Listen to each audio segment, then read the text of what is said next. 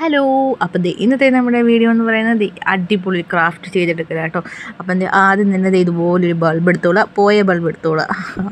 എന്നിട്ട് അതിനകത്ത് ഇങ്ങനെ രണ്ടായിട്ടൊന്ന് സെപ്പറേറ്റ് ചെയ്യാം. എന്നിട്ട് ഇതുപോലെ തൂരിട്ടിരിക്കുന്ന ഭാഗമുണ്ടല്ലോ, അതിനകത്ത് ഇങ്ങനെ നമ്മൾ റെഡ് കളർ വെച്ച് ഫുള്ളായിട്ടൊന്ന് പെയിൻറ്റ് ചെയ്തെടുക്കുക. എന്നിട്ട് ഇതിനകത്ത് ഒരു വൈറ്റ് കളർ പെയിൻറ്റ് എടുക്കുക. ഇതുപോലെ കുറച്ച് ഡോട്ട് ഇട്ട് കൊടുക്കുക.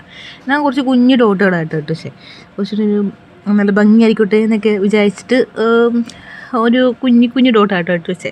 നിങ്ങൾക്ക് വേണമെങ്കിൽ കുറച്ച് സൈസ് കൂട്ടാം കേട്ടോ.